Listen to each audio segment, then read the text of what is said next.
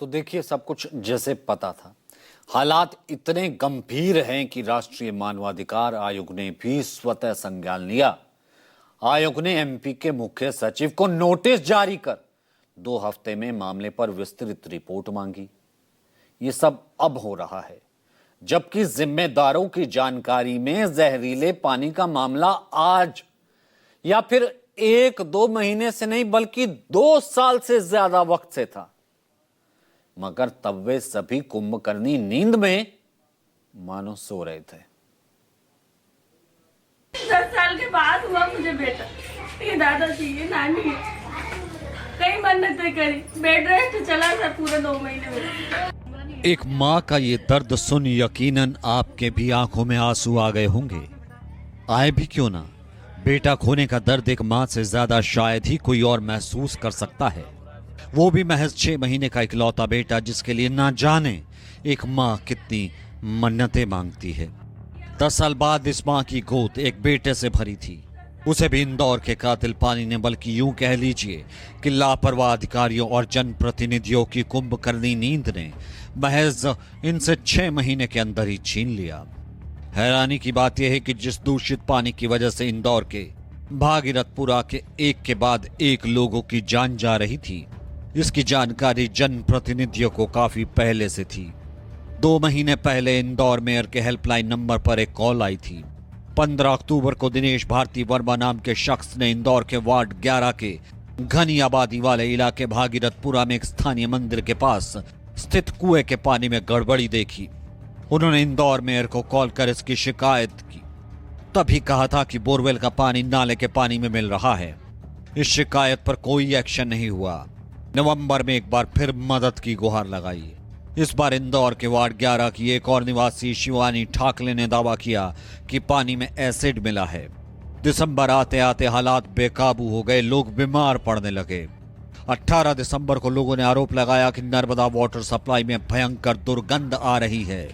28 दिसंबर को गणेश पारसाकर और यश परवेना ने जानकारी दी कि उनके वार्ड में 90% लोग बीमार पड़ चुके हैं। उल्टी, डायरिया, डिहाइड्रेशन की शिकायत है। इसके बाद 29 दिसंबर को जब इसी दूषित पानी की वजह से पहली मौत हुई तो प्रशासन की नींद टूटी। इतना ही नहीं, स्थानीय बीजेपी पार्षद भी खुद कई बार इसकी शिकायत कर चुके हैं। मैं 3.5 साल पहले यहाँ पार्षद बना। उसके पहले इस क्षेत्र में पूरा इंफ्रास्ट्रक्चर कोलैप्स हो चुका था। ड्रेनेज की लाइन, नर्मदा की लाइन और सड़कें, तीनों ही स्थितियां बहुत खराब थी। चेंबर थे तो चेंबर के अंदर प्लास्टर नहीं था, प्लास्टर था कहीं तो उसके ऊपर ढक्कन नहीं था। तो इस प्रकार के यहाँ पर जो पूरा सिस्टम था वो फेल हो चुका था। इसकी शिकायत कहें या बनाने का आग्रह मैंने ऑनलाइन ऑन पेपर पे करा है, लिखित में किया हुआ है और हर प्रस्ताव के ऊपर मैं करता था उसका कि यहाँ ये समस्या है और 100% एरिया में यहाँ का सिस्टम फेल हो चुका है। शुक्रवार को पिछले 8 दिन पहले पिछले पब्लिक फीडबैक के आधार पे मैं बोल रहा हूँ, शिकायत जनता बोल रहे नहीं, जनता ने शिकायत की, मैंने ऊपर करी शिकायत कि इसमें कोई स्मेल आई थी, गंदा पानी आया और वही पीने से सब ये क्राइसिस खड़ा हुआ। पहली शिकायत कब मिली थी आपको? शुक्रवार को मिली थी। लेकिन जो मेयर हेल्पलाइन है उसके ऊपर अक्टूबर में एक पहली शिकायत आपके क्षेत्र के एक व्यक्ति ने की थी। देखिए, मैंने पूर्व में कहा कि 100% एरिया की ड्रेनेज नर्मदा लाइन खराब पड़ी थी, उसको बदलने का हम प्रयत्न कर रहे हैं। तो अभी भी अगर आप 40% एरिया में जाओगे तो ड्रेनेज में नर्मदा का पानी और नर्मदा में ड्रेनेज का पानी मिलता हुआ आपको दिखेगा। थोड़ा कोशिश की हमने, बाद में टेम्परेरी कैसे ठीक करें, तो वो शिकायत तो लोगों की है ही ना। मैं खुद कर रहा हूँ तो दूसरे क्या कहूँ। तो अभी क्या लग रहा है, मौत का आंकड़ा 15 हो गया। दिलचस्प बात यह है कि एक तरफ पार्षद महोदय कह रहे हैं कि उनकी जानकारी में सब कुछ है और इसकी शिकायत भी ऊपर की थी, लेकिन यही महोदय जब इलाके के लोग जहरीले पानी पीने से संक्रमित हो रहे थे तब गार्डन में सुकून से झूला झूल रहे थे। न सिर्फ पार्षद महोदय बल्कि जल विभाग के प्रभारी अभिषेक उर्फ बबलू शर्मा हैं, जो नगर निगम की MIC का सदस्य भी हैं। उनके संज्ञान में भी मामला काफी पहले से था। खुद इस बात को वो कबूल कर रहे हैं। अब ये घटना जो हुई है, ऐसी शिकायतें लगभग रोज आती है। कहीं पर चोकिंग होती है, कहीं किसी डेवलपमेंट के काम के चलते, किसी कंस्ट्रक्शन के चलते, या कहीं जड़ें आ जाती हैं या ऐसी कोई चीज़ ड्रेनेज के अंदर कोई फ्लश कर देता है जिसके कारण चोकिंग होती है, वो रोज़ आती है। रोज़ हमारे पास 311 पे मेयर हेल्पलाइन पर शिकायतें आती है और हम उसका तत्काल निराकरण करते हैं।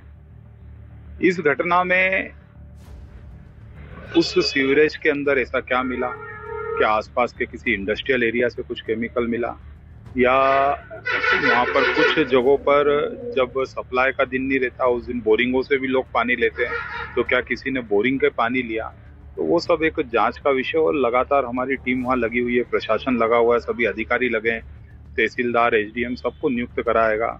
उस समस्या को ढूंढने का प्रयास है कि ये कहाँ से हुआ। जल विभाग के प्रभारी एक तरफ जहां ये दावा कर रहे हैं कि वे सभी अपने अपने काम में लगे हैं, वहीं इनकी भी एक तस्वीर सामने आई है। जब लोगों की जहरीले पानी पीने से मौत हो रही थी, तब ये महोदय शनिवार के दिन कार्यक्रम में मस्त सूट बूट पहनकर खाना परोस रहे थे। खैर, दावा किया जा रहा है कि सभी जिम्मेदार लोग अपने अपने काम में जुट गए, लेकिन ये क्या काम कर रहे हैं, इसकी पूरी असलियत बताते हैं। इंदौर के भागीरथपुरा में जिस जगह पर सीवेज का पानी लीक कर रहा था, हमारे संवाददाता हेमंत शर्मा उस जगह पहुंचे। वहां की जो तस्वीर दिखी वो हैरान करने वाली है, साथ ही कई सवाल खड़ा करती है।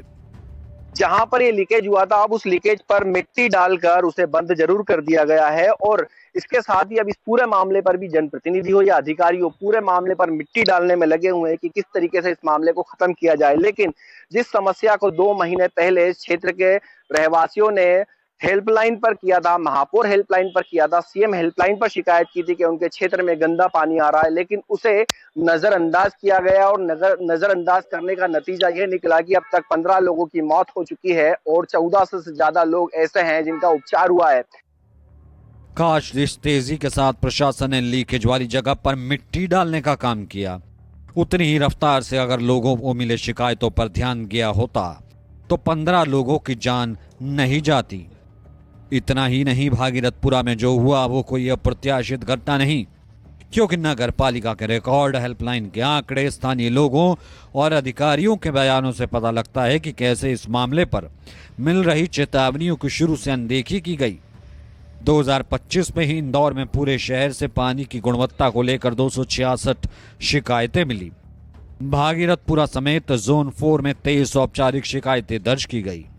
इंदौर महापौर की हेल्पलाइन के रिकॉर्ड से पता चलता है कि पिछले 1 साल में असिस्टेंट इंजीनियर योगेश जोशी की दूषित पानी की 16 शिकायतें मिली, जिसमें से 5 तो सुलझा ली गई और 7 को बिना कुछ एक्शन लिए क्लोज कर दिया गया, यानी शिकायत पर लीपापोती कर दी गई।